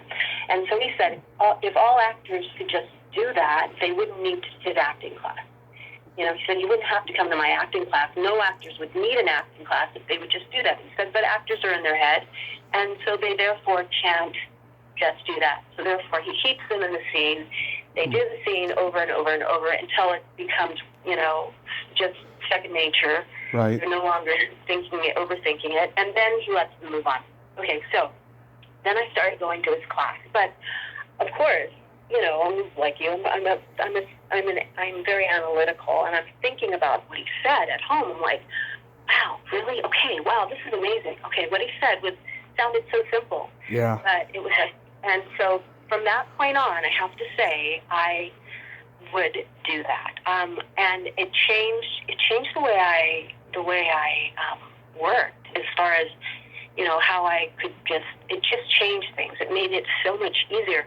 But I did this class for, I would say, only about 2 months, and then I dropped out of his class because I felt like I already learned what he has to teach me. I learned it in that first that first little interview thing that he does for everyone. And I really did. That was it. And that was my experience of him. And I thought that it was brilliant that he said that. But I also was surprised that more people that he takes through don't just say, oh, okay, well, if that's what you're teaching. Oh, and he did say this. He said, if you learn this right now in this room, you don't need to come to my class. But, you know, most people feel like, oh, I need you, I need what you have, and they don't really hear that other thing. So I went for a couple months, and you go, like, you know, once or twice a week. And then after that, I was just like, you know, because it's great to be in class because you get to watch people do their work, and that's really, you know, you go to class not so much to get up and perform, but to like really absorb other people, and you know, you learn so much from that. And anyway, then I quit his class because I, you know, moved on, and I took what he had to offer, and I took it to heart, and it definitely helped me. But I did not know about his extended the thing that happened with the Scientology. I thought that the only thing I knew was that they kicked him out, or he left, or something. And I don't know about that. I didn't know that he was playing favorites and doing all of that, and basically trying to. I didn't know he was recruiting people for Scientology. Yeah, a lot of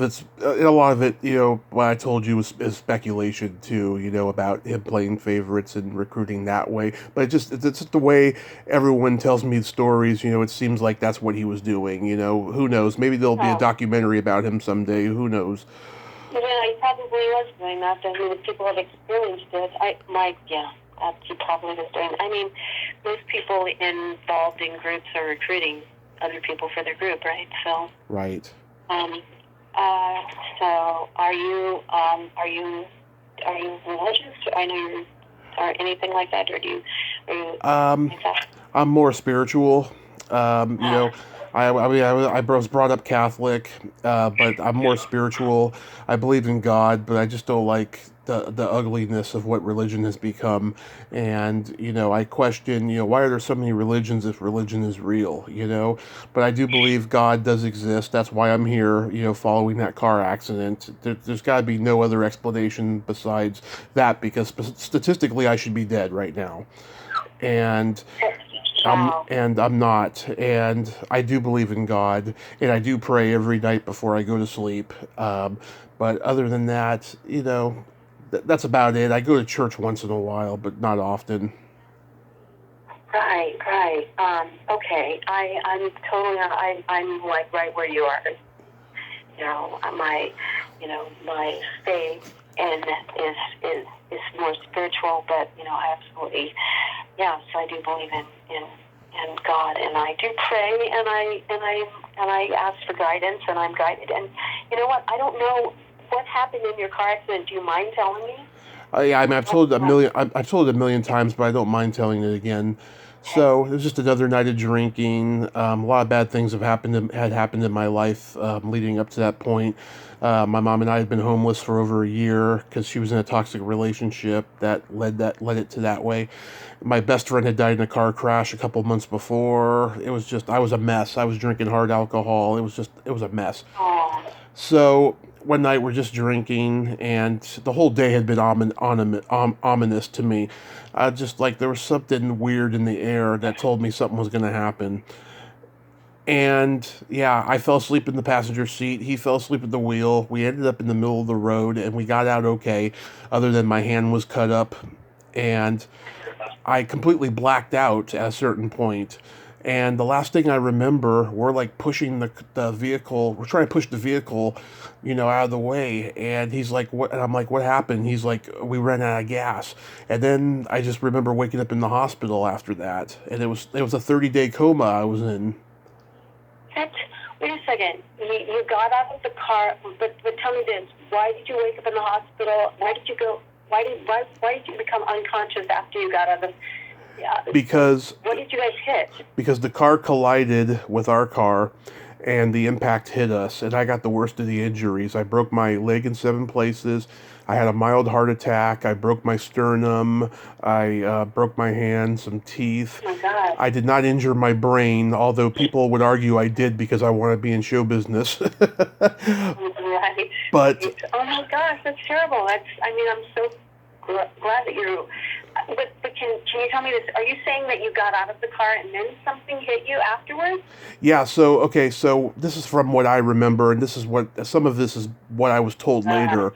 Uh-uh. So we were trying to push the vehicle. Someone tried to help us, and I was just freaking half awake, half conscious. I was breathing heavily, and then just suddenly, I don't remember anything after that, but apparently these two guys, they just gotten off work at In-N-Out Burger. They hit our car, and it collided, and we just got hit. And he just Oh broke his gosh. he broke his leg. Oh no, he broke his pelvis and then broke his arm, and that's all he got. Wow, that's amazing, and I'm curious. Yes, that's incredible. It's a miracle that you're alive. It is. It is. The stay in the hospital was torturous. I didn't think I was going to get out of there alive, but I got out the day before my birthday, and it was just extraordinary. It was a while before I got my strength again, and I was able to walk okay. I got tired very easily for about 6 months after that. Gosh, that's really. And how's your friend right now? Uh, How's he your friend? he and I are no longer friends, and we went to court. That's a whole nother story. But he was just he was wearing an eye patch for a while because something hit his eye during it. But other than that, he's fine. Well, I'm.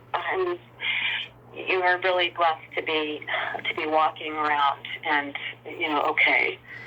I'm hobbling around, but yes, I'm still walking around. And when was that? That was in January of 2015. Oh wow, gosh. Yeah. That's and the people who hit you, are they? They were probably okay, right? They just, hit their head or something, and that was that. But they were very apologetic. They visited us in the hospital. I don't remember seeing them. I may have not even been awake when it happened, but they were very apologetic. And, we settled. The district attorney, sued them, and we got a settlement out of it. But they were good guys. They were Oh, that's they good. were victims just as much as I was because the guy I was with, he was a predator, but that's a whole other story. I don't want to get into all of that. Oh wow, I'm so sorry. Yeah. And were you at the time? I'm sorry, I'm just still trying to think the timeline. You said that you were you living with your mom, and were you still homeless at that time? Yeah, I was staying in a disabled home. That's a long story too, for a few years. And then we moved up here to Reading in April of 2017, which was a miracle. I didn't think we were ever going to have our own place again after everything we'd been through. Oh wow. Yeah, because the Bay Area got so damn expensive after a while, Yeah. and we couldn't find a place to live, and just having Sure. having everything taken from us from that toxic relationship, it was a nightmare. Oh, that was that. How long were you homeless for? So, I mean, yeah, I mean, aside from staying in that place, I stayed in a couple of those places. But yeah, for like 4 years, my mom was living in her car and she was crashing on people's couches. I crashed in people's couches in the beginning too, for the first few months, and I had more fun doing that because it enabled me to drink like 24/7. But then I had to like pick my time to drink when I was living in those homes and stuff until the accident. And I've been sober ever since the accident. Oh, I'm so glad. I'm so glad. Yeah. Yeah. And was it easy to get sober after the accident? Oh yeah, because once that you've had that happen to you, you don't want to drink anymore. It's like a 13-step program. Um, Yeah, 13-step program. I get that. yeah, I don't really go to AA or anything. I do have a lot of dry drunk in me. I do have a lot of resentment towards certain things of my life that I'm just dealing with on my own, and it's getting better, I think. Well, amazing. Thank That's you. amazing. I've been homeless before, so I know that's a nightmare. And I also I did do a 12-step to stop smoking pot finally, to be honest. Really? Because I mentioned weed a lot. So yeah, since I grew up as a kid, with weed around me, and from Marin County, where my little family that I was living with, my stepfather, they were hippies, but yeah, I did go to AA and say, my name is Neith, and I'm a pothead, something like that, Yeah. like, I need. Anyway, look, I am grateful for 12-step programs because I used to go to as many as I could to get over the depression that I was suffering when I quit smoking pot, and eventually, I weaned myself. I didn't wean myself off of it, but eventually I got it out of my system, and I was able to move on and not smoke. Only because the problem with smoking, and you probably don't have this problem, but if you hit this point, then it becomes a problem. What happened was for me is that I smoked, and what would happen is I would no longer get like giddy and laughing and have fun, which is why I like, because I love comedy. I love laughing. It's my very favorite thing to do, and I would smoke pot so that I could like laugh, and I would watch funny things, and I would go to comedy nights. I used to go and see a lot of live comedy, and I'm nice. Right? And I know you're a comedian, so laughter is like the breath of life, and outside of breath, it's the next breath of life. Laughter, music, the things that are so important. And but anyway, eventually I would just smoke, and then I would just get depressed. I would smoke, and it wasn't fun anymore. I was like, I'm smoking, but it's not really like making me feel good. I'm just like getting, and so that's why I had to stop, not because of anything else. Like if I could smoke and it could still be fun, I'd still smoke pot. But unfortunately, my body stopped responding to it in a way that was making me happy, and so I started going to AA meetings. But anyway, back to. So as I mentioned earlier, so what made you like get out of acting for a while? Ultimately, to be honest, what made me get out of acting was I got tired of dealing with the casting couch thing. Yeah. That was it.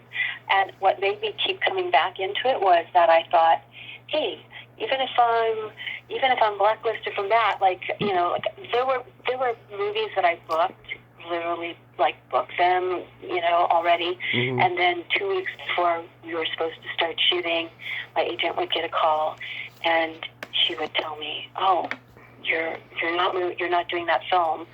I went, "What?" And she'd say, "Yeah, they said they can't use you." And I never knew what that meant. They can't. And I would say to her, "Well, what does that mean? Well, they can't use me. What does that mean? They want someone else?" And she said, "No, they didn't say that. They just said they can't use you. They can't." And I would have already been booked in this film for the lead. And I was like, well, "What does that mean?" She didn't know. And like I said, there was a certain naive quality in her, and I think that she didn't see the industry, completely clearly for what it was. Right. Because there was a point I know where I asked her, "Hey, is the casting couch thing real?" Because when I first started with her, I had a group of friends who were also starting, basically pretty new, and we were all talking, and they were talking about the casting couch thing, and we were all wondering if it was real, because they were all saying "Yeah, it's just a rumor," and I was like, "I don't know," and I said, I don't know, but I'm going to go ask my agent. I'm going to see what she says. So go to her and say, "Hey, what is the casting? Is that a real thing? Is that?" And she said, "No, that's not real. No." I said, "It's not?" She said, "No, that's not a real thing." And I went back to the group and I said, "Hey, I asked my agent. That's not even real." So, Yeah. honestly, and they were like, oh, okay. That there was a guy in the group who had been like pressured by some casting agent to like do some kind of sex thing, and then he had been like harassed. So there was one person who said that they had had that experience, but anyway, I did not. So I'm going to say that, looking back this, I'm going to say that she was being honest, and that she sincerely did not know the extent of what was going on. There were a couple of things, like going to a casting and you walk in and then the person walks up to you and they basically paw you. I went into a casting, and to be honest,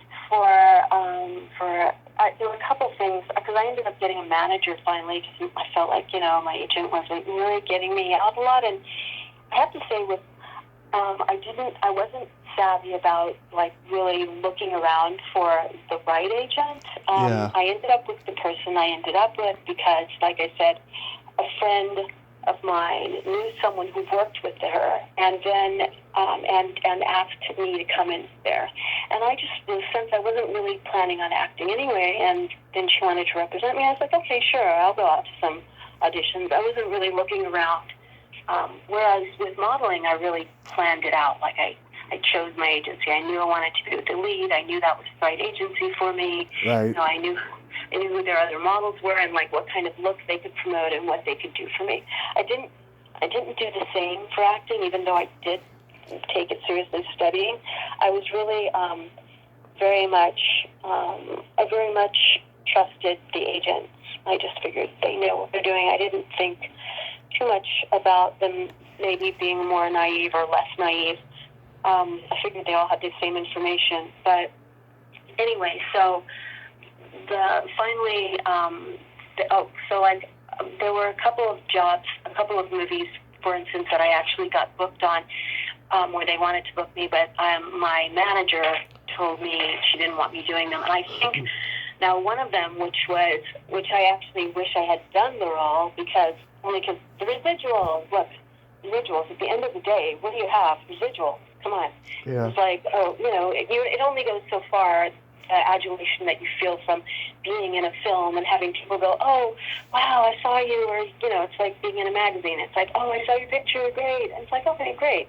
But then, at the end of the day, what can you do with the money that you make?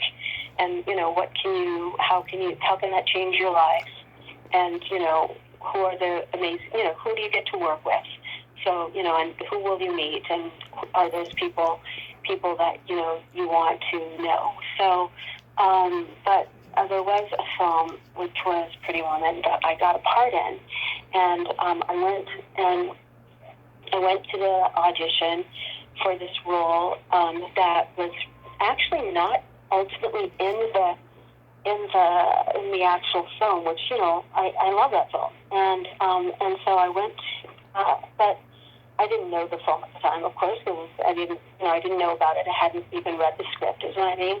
Yeah. But, my manager sent me, and it was with Gary Marshall, and Nice. I went in, but he was like, oh, hi, and he walked up to me, and he ran his hands.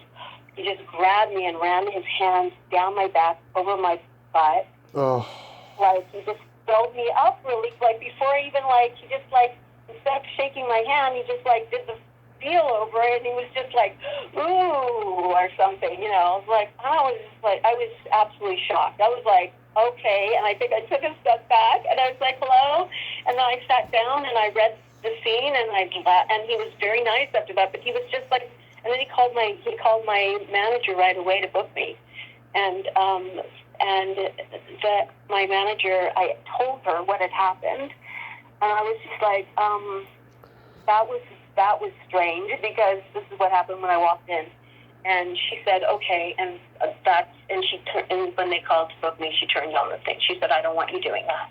And I think that she was honestly protecting me. She was thinking ahead. And she was like, well, if he's already running his hands over your body now, then what's that going to be like for you shooting? So, yeah. And she said, okay, I don't want you doing the film. And I said, okay, no problem. I believe me, I'm cool, whatever. But ultimately, if I could have shot that film, the part in it, and not been manhandled, literally, and except except unless it was a scene with actors. I mean, then it's consensual. But so I could have, and it was going to be like a few scenes with Richard here, and so if I could have done that, and it would have been great. I would have had great residuals from it, and that's what I'm thinking about. And I love Richard, and I love Julie Roberts. Oh yeah, Runaway Bride. I love that movie. I saw it in the theater. I saw that in the theater. I love that movie. And I just happened to be that, and I wasn't there because of him, but I had, when I was in New York, I did date Richard Gere. So, so we had been dating, but not when I had, and he actually had said to me when I remember it being in New York, and I was a model, and he was for my boyfriend, and he said, I said, I'm going to go out. I'm thinking of moving out to Hollywood and to work with this director, Danny Mann, who does this workshop, and I'm going to go out there for a couple months. And then when I told him that they had offered me to do some acting thing, from this agency, he actually tried to talk me out of it. He said, acting is bad for women in Hollywood because it's like in Hollywood, if you're a guy, you have to. It's just, he said, women don't have power in Hollywood. That's what he said. And I was like, what do you mean? Acting can be good for anyone. Yeah. I was like, what do you mean? Yeah, I just don't get that. Well, yeah, I do. I don't really, and I'm not. Look, he was very nice about it, but he was very, presumptuous about it too. And so, but he's not like, that was very, was very presumptuous to do that to someone. But I'm just saying that is why the manager did not want me to be in a situation like that. And then there was another film that was actually a good film that she turned down for me. But I would really go I deferred to them because I was like, you know the business and you know what you're doing. Now I didn't quit acting because of Gary Marshall. Absolutely not. I mean, that he was the least of anyone. That was like the least bad thing as far as being somehow exploiting our visit. I finally quit because I heard from I found out that I was kind of up against a lot of what I was saying was that I was getting booked in things. And then I was hearing that they weren't allowed. Then it finally turned into, it went from they can't use you to they're not allowed to use you. And I was like, I didn't know what that meant. They're not allowed to use you. It meant that whoever was at the top was not going to green light the production if I was a lead in it. And because ultimately, another friend of mine told me one day that she heard that there was a blacklist, and that I can just say it because it's like, what is the big secret? Me Too.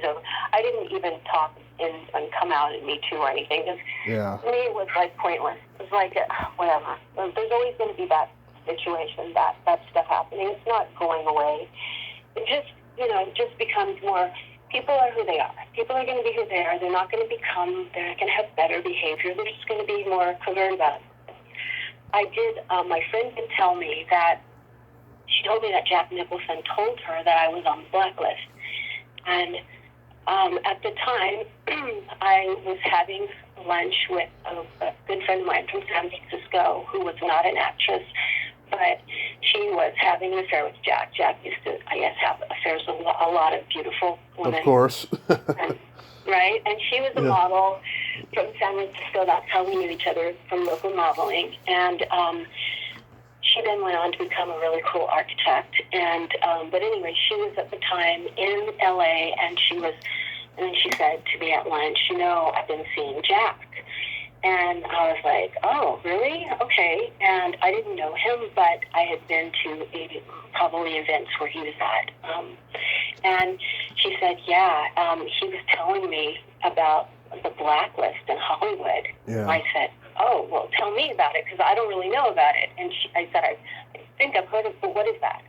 And she said, well, and this is, she said, this is how it worked. She said he told her that every Friday when the studio heads get together and the top people like himself, they get together and they discuss new projects and things that are coming up, etc. And there's always assistants there to, there's always people who are just starting up in the business. And so they don't all know the code for this, but the top people, what they do is at some point they say who are the people who are difficult, and they go on a list. And what happens is, the way she explained it and the way he explained it to her apparently is that the people who obviously are difficult are people who won't fuck or whatever it is. Okay. Yeah. Who are not going to give you, or like capitulate for, and so yeah. To your demands. And, so they go on a list. And those people are just not greenlit. And the idea is that if you have, let's say you have, Hollywood is just a plethora of gorgeousness and luscious, beautiful talent. Talent is so, just tons of everything. It's just, it's a beautiful candy box of, people coming and people who are motivated to do anything to succeed, right? So right. Let's say if you only, and anyone, I mean, there's so many people who can play a role, it's like that. Yeah. That joke, like how many actors does it take to change a light bulb? And it's like, like 100, like 1 to change the light bulb and 99 to say, I could have done that part, I could have played that, because, yeah. I mean, everyone can play every part, pretty much, Mm-hmm. Like, so many people can play a part, and they'll be different, but, it's not like, they couldn't do it. So the thing is, if you have 12 people, and then you have 6 of those people are willing to do something for the role, something extra, and 6 of them are not, then you can just knock out the 6 who aren't and focus on the 6 who are. And, of course, in Hollywood, there's never only 12 people. There's always hundreds. Right. Hundreds of actors and actresses who can play any one role. And so, and why do these guys do this? Because they're bored and because they have a lot of power. And it's like, they're not doing it. They have the money already. Yeah. They already have the status, the power. They can already get the good table at the restaurant and, do what they want. But then it becomes like, well, what else can they get out of it? What's in it for them? Like, some quick satisfaction, some gratification, sexual gratification. Okay, so, some power maybe of telling a beautiful or an untouchable, seemingly untouchable actor, okay, you're going to do this for me, and or I'm going to see you do this, and basically put them in their place, which is, in some submissive positions, and then before they move on. So anyway, so she tells me that they get together. This is what and this is a girl who's, like I said, she's not part of Hollywood. Right. I told her, she said, okay, hearsay, yes, but that they get together, they talk, they write down the names, the assistants or whoever's there who's not in the hierarchy, they just write down the names too, because they need to know that too, but they don't know necessarily that it means that these people aren't sexually compliant. They right. just think it means difficult. So, but it also means these people aren't going to be greenlit. And this is what she said they do. And he told her about that. And she had mentioned me, and he said, oh, I know who she is, because at the time I dated my boyfriend was Robert Graham, sculptor. And she said that he said, oh, I know who she is. She dates Robert Graham. She's really beautiful, and but who's not? I'm not saying it like I'm really beautiful. I'm just average, really. But he said to her, "Yeah, she dates Robert Graham. I've seen her. I know who she is, and she's on the list." And so when she said that to me, my heart sunk, because first she's telling me this story that's kind of like intriguing, like, oh, really? They do that? Wow. And then she says that I'm on the list and confirmed by, like, the grandfather of, Hollywood. Yeah. Or maybe I should call him the godfather of Hollywood at the time. Okay, the godfather of Hollywood. Right. And so, maybe now the grandfather of Hollywood, but the godfather of Hollywood at the time. And my heart sunk. I was like, gulp. And then I remember, like, oh, like, you're kidding. And I went home, and everything fell into place. It explained it. It was like, that's what they mean when they say they can't use me. They find out that I'm on the list, and I'm not supposed to be greenlit. And I was just like, oh, my God. And so after that, I have to say, I had to smoke a lot more pot. I was kind of like, oh, shit. That was like, okay, this is great. Because I also realized where that had come from. I knew there was a specific incident that had happened that I had, where this guy who was a studio head had basically wanted me to go and take a new jacuzzi with him. We were supposed to be having a business meeting, and I refused to go and take a new jacuzzi, which he pushed and pushed and pushed. Even though he told me he had a fiancée in New York, and he had a fiancée, but he also said, I'm going to help you with your career. And, so-and-so, who was a big actress, she did it, and look where she is now. And I said, well, like, I love that actress, but it's not really for me, so I don't really want to do this. So, but I still love the actress who did it. I don't judge her, but this isn't something I want to do. And I'm not going to be able to take the new jacuzzi with you. And so then after that happened, after that night that this studio guy, like, really was pushing, and I was just, like, holding my own, like, okay. After that, like, the following day, like, I had an appointment with, like, a bigger agency that this studio had set up for me. Right. It got canceled. They called me and canceled that appointment. I had something else set up. That thing got canceled immediately. And then I told my boyfriend, who knew a lot of people like that, because they all loved him because he's a really great artist. And I told him, I went home and I was crying, and I called him, and I was like, oh my God. I was crying, and I told him what had happened. And he later on called his friends that he knew, because he had actually set up that appointment for me to meet with them so that I could find a better agency.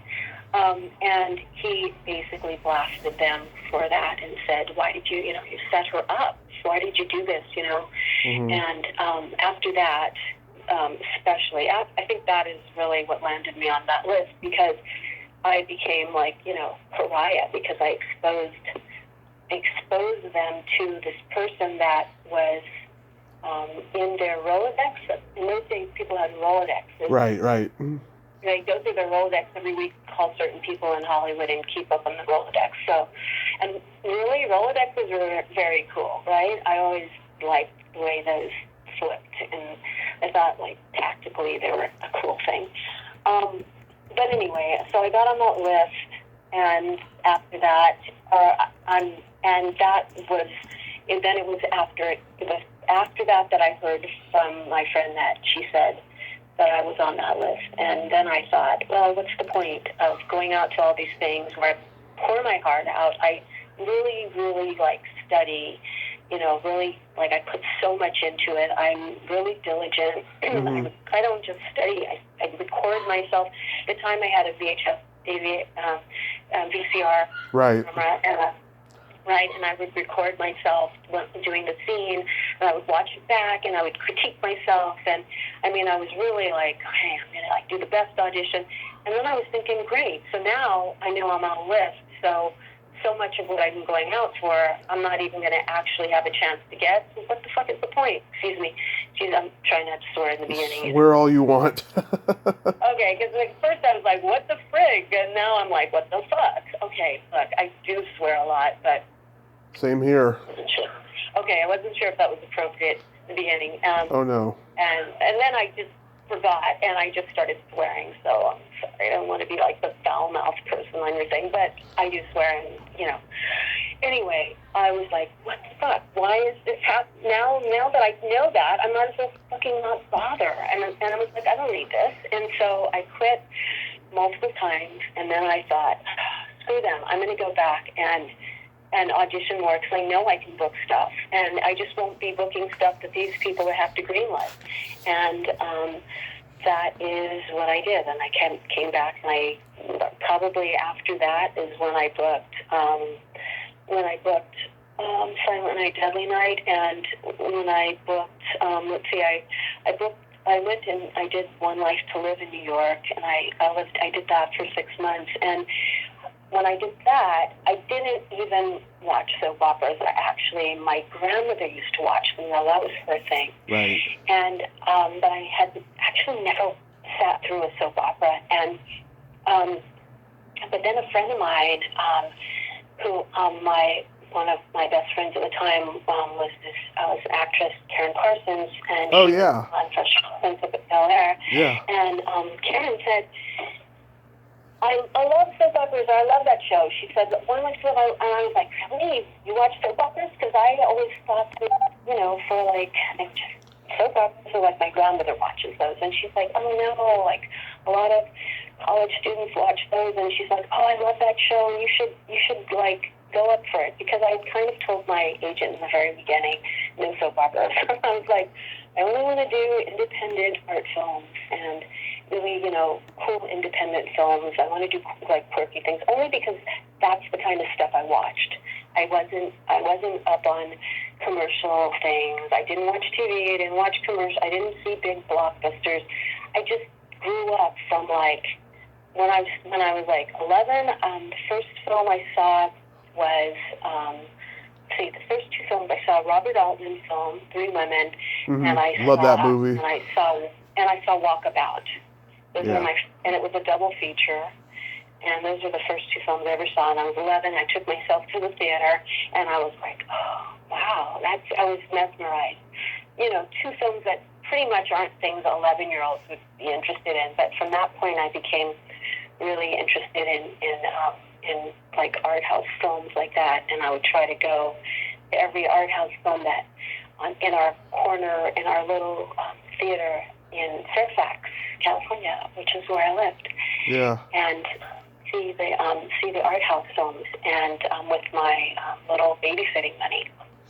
And so, anyway, so why I quit was eventually I got tired of I would go back into it enough to book something and get make a little bit of money, and then I would get out of it because I didn't want to deal with the people that were on the side of the business part. Now, if the creative people, the actors, the people who create, the people who make the magic happen, those people are in my heart. I love actors and people who dream things up, and writers, and I really love that part. I love the magic of cinema. I love films. I love films. I'm definitely a cinephile, but I got tired of dealing with the behind-the-scenes bullshit. Yeah. Do I really have time for this? Do I, Yeah. And it wasn't really like a slam dunk where I was like, okay, I'm on a blacklist, I have to quit. But it was like, okay, now I know I'm going to be coming up against certain things, and it just opened my eyes, Yeah. Like, you go up for something, and then the director's like, okay, do you want to have dinner? And it's like, should I have dinner with you? No, probably not. I probably don't want to have dinner, thank you, because I don't want to get put in a situation where then, and then I would notice, I would say, okay, no, I'm sorry, I really can't. And then I noticed that director was no longer interested in me for the role. And it was kind of a good call on my part to not go to dinner, right? Like, why do I want to put myself in an uncomfortable situation? And to speak about this, like, it's not, like, for my friends who do have friends in the industry who I know do sleep with everyone, who transition them, and they are just like, it's just part of it. They just, like, accept it. I mean, I know one person. I'm only thinking one specific person because I have like tons of friends, Yeah. I know a ton of people. I wouldn't say they're all friends, but I do know one person who would confide in me that she does get propositioned and does just, it's not a big deal. Like, to her, sex is not a big deal. Yeah. And so it's, so like with a lot of guys, I guess it's not a big deal. She doesn't care, and okay, so it doesn't matter, and it helps move her career forward, and she does that, and whatever. I'm not judging that, but Yeah, it's just not for you. That's all. yeah, it's like everyone doesn't want it. It's like, yeah, it's like I don't like to be forced into any situation. It's just for, you know what? If I ever probably wanted that career that much, I don't know, would that have changed me? I don't know, maybe, but can't say, because I never wanted it enough to say I'll do anything for it. But I just wanted to enjoy the opportunities that I had that came to me, and with like in a positive way. That was a long answer, Tommy. I'm sorry. It's okay. You're an amazing survivor, and now at least you're coming back, and I'm so happy about that. Oh, wow. Coming back into Splat with Tommy Kovac. Correct. Okay, I love your whole persona. Oh. Very cool, and you are very cool. And I was not sure about doing the show, not because of you, but like I said, because I felt like, what can I say? I tend to be pretty honest and like open and like Sagittarian kind of. Let me just tell the truth. I'm that person. I'm loyal. I'm a super loyal kind of truth teller person. Same here. Like, if I'm your friend, I have your back forever, and you can know that. And I have a hard time to not be really honest if you're going to let me be honest. And you did. You let me be totally honest. So. Yeah, because I've heard it all by now. I've heard people who are honest like I am, and I've heard people who are absolute bullshit artists. Who blame other people on things that happen to them, and they don't recognize their own bullshit, or they just are mad at somebody, and so they're going to take credit for something. I've heard every type of story, and that's what I love about doing this podcast, is that I get to find out what certain people are all about. That is awesome. Human nature is fascinating, isn't it? It is. I didn't realize that until I started this thing. Yeah. So then you love psychology too. Yeah, I did a little bit of studying online when I was in my early 20s. My mother really wanted me to go back to college and study it there, because she wanted me out of the house, because I was watching movies all day and stuff in my face during that time. But I just it was just something that I was just fascinated by, and I used it into consideration once I got out in the real world and started doing things. Nice. Well, you couldn't have picked a better modality to, I think being able to do a podcast and just you're reaching out to people and just saying, hey, let's talk, let's have a conversation. I'm making a lot of people feel good about themselves, because they thought they were long forgotten. Aw, yes, that is very sweet and kind. Yes. Yeah, you have a lot of compassion. Thank you. So have you heard me do the Secret Silly Game on the podcast? I don't think I have. Okay, so this is a series of silly slumber party questions, just pure fun, no win or lose, just dorky. I like those things. Just dorky fun, relating to each other. And how the game works is, I ask you the question, you answer it, and then you ask me the exact same question and I answer it. And feel free to comment on answers. Okay, cool. Okay, Neith, are you ticklish? Oh, yes. Tommy, are you ticklish? Yes, I've been known to hit people. I've been known to hit people in the groin without warning. I'm so ticklish. Oh my gosh. Okay. Yes, I'm ticklish. I was thinking about being ticklish. Okay. What's your favorite part of the body? It could be anything. My favorite favorite part is the nape of the neck, like right, just that little divot where the collarbone and that's nape of the neck is actually, I think, is maybe the back of the neck. But let's say this isn't the nape. This is around to where the collarbone, just in that little dip right there, that where the neck ends and turns into like you're going into your collarbone. What's your favorite part of the body? Well, first, I have a world-class collarbone, and I'll send you a picture of it. Okay. And my favorite part of the body is the belly button. Oh, gosh. The belly button. Oh, my gosh, my belly button is so sensitive. Really? Why is that your favorite part? Because I had a girlfriend when I was 6. She was like the only girl in my class that was nice to me, and she had a cute one. And we grew apart, and like she was always the girl that got away. And I tried getting in touch with her when we were in our 20s, but she was fucked up on drugs by that point. And it's always had an enduring thing for me. And I talked to somebody recently who told me they don't consider the belly button a part of the body; they just consider it an indent in the body, but not an actual body part. Oh, interesting. Yeah, the belly button. That is great. Belly buttons are fantastic. I love belly buttons. I have an innie, by the way. Oh, nice. Nice. What color are your toenails painted?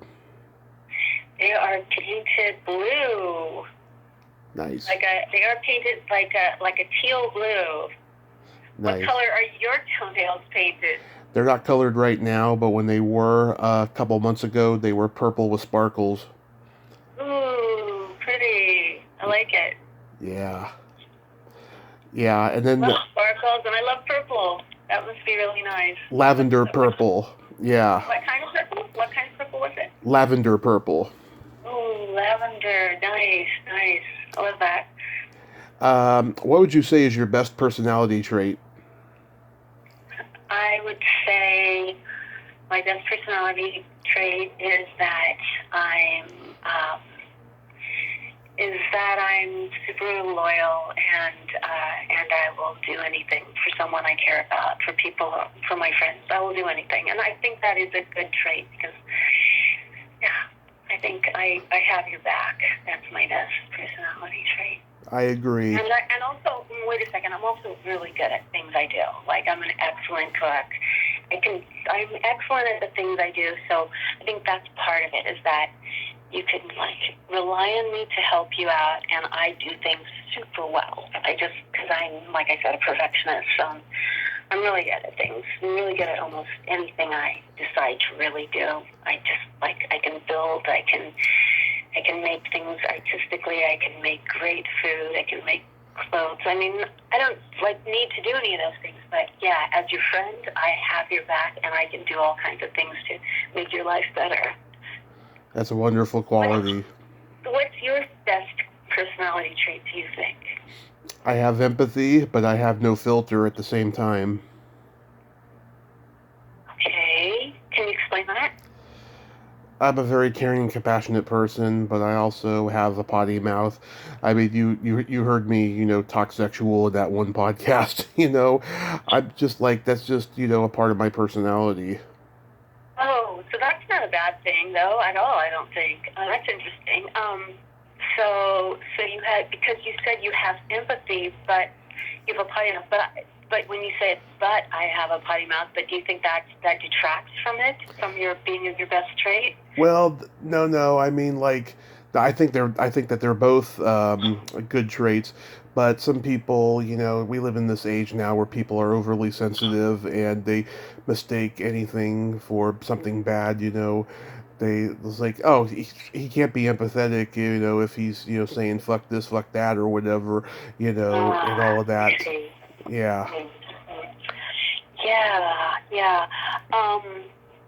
Yeah, it's interesting because this is the thing is that, and you can always cut this part out. I just wanted to say this to you because you know what I was talking about. But I have one more question of the game. Okay, what is that? Is there a stinky smell that just makes you gag? Yeah, definitely. Because yeah, things that like sense, or I'm really sensitive to sense. Yeah. Okay, you tell me first. Is there a stinky thing that makes you gag? Because I'm trying to. Either farts or dirty feet. Oh, interesting. Yeah. Okay. Yeah. The smell that makes me gag is there's a certain kind of school cafeteria smell, Yeah.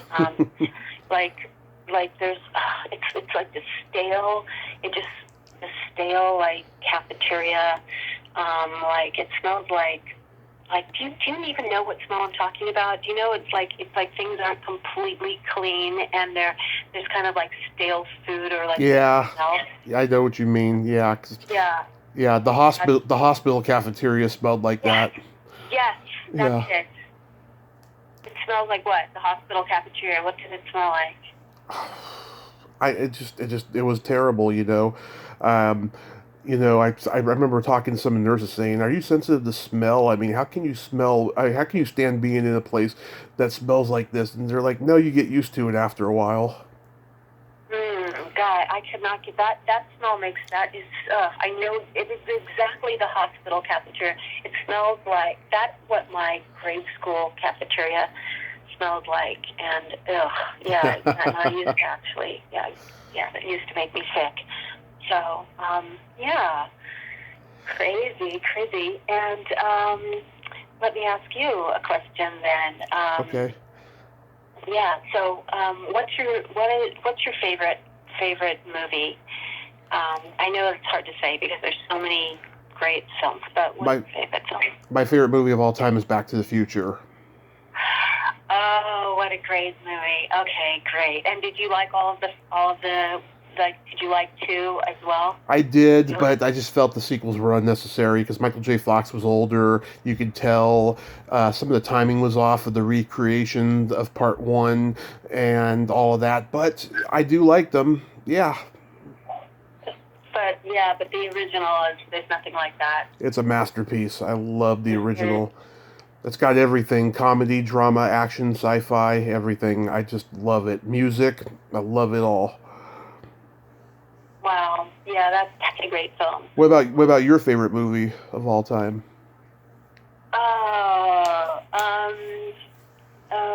I think my favorite movie of all time is like an older film. I think it's 1940.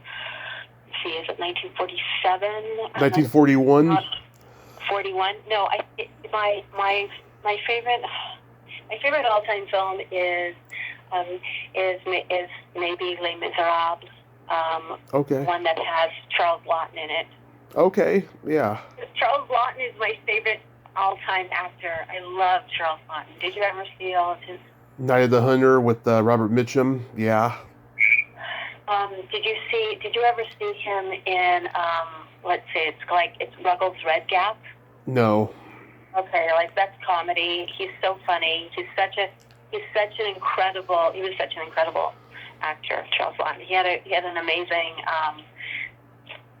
comedic sense. And Right. Anyway, the reason I love Les Miserables is because here's a man who I love when he gets to that crossroads, and I love that the night that he's going to bash in the priest's head with the candelabra, and and they show it, the way they filmed it is they show his shadow, and he raises the candelabra and he's about to smash his brains in, and then he doesn't, because he rethinks it, and he stops there, and instead he goes and steals all the candelabra, he steals all the silver, he heads down the road the next day. They bring him back, of course, with all the silver. The police pick him up, and then the priest tells him, take everything here, take it, and basically go and make a new life. And he can't believe that this person is so kind to him after he's been in the galleys, and he's been working for 4 years in the galleys, being beaten with sticks, and now this person is extending this kindness to him, and he cannot believe it. The night before he was going to bash the guy's brains in. So he goes on the road, and he's got his thing, his is slung over his shoulder, filled with the silver, and he gets to that crossroads, and he has to decide which way to go, and just the symbolism, and he breaks down, and he kneels down, and he cries, and he's just like what is he going to do with his future? And he just breaks down. I think there's a statue there. Maybe it's Virgin Mary or something, or maybe it's not that. Maybe it's just a cross. Maybe it's just a crossroads, but there's two roads, and there's something there. And he breaks down and cries, and then he gets up, and before that, he's like kind of this broken, hunched over guy, you know, like, and he's got a scowl on his face, and he's mad at the world because terrible things have happened. Yeah, I'll definitely check this movie out, but I got 2 minutes left to power, Neith. So okay. Oh, I just have to tell you the end. He gets up and he stands up, and now he's really strong, and he takes off, and from that moment on, he changes his whole life. His whole life changes, and he does all this great stuff, and he turns his life around. And I love redemption stories, and that's why that's my favorite movie. I'm definitely going to check it out. And Neith, I want you to have a Merry Christmas, a Happy New Year, and please stay safe. You're an amazing, inspiring woman, and I want to thank you so much for coming on today. Thank you for being so kind, and thank you for reaching out to me. I appreciate that. Absolutely. I will get that picture of my collarbone to you. And oh, please. I would love to see that. Yes, and we'll talk soon, and have a great night. Oh, and you have a great night. Have a happy end of the year and a great 2022. Okay. Okay. Bye-bye. Well, there you have it. Neith Hunter. Ain't she a sweetheart? Oh my God, amazing lady. Great stories, and just a kind person. I'm so sorry that she went through all that bullshit in Hollywood, but she's coming back, at least. Well, until next time, this is Tommy Throwback Kovac saying there's no shame in living in the past, because the present sucks. Later, dudes.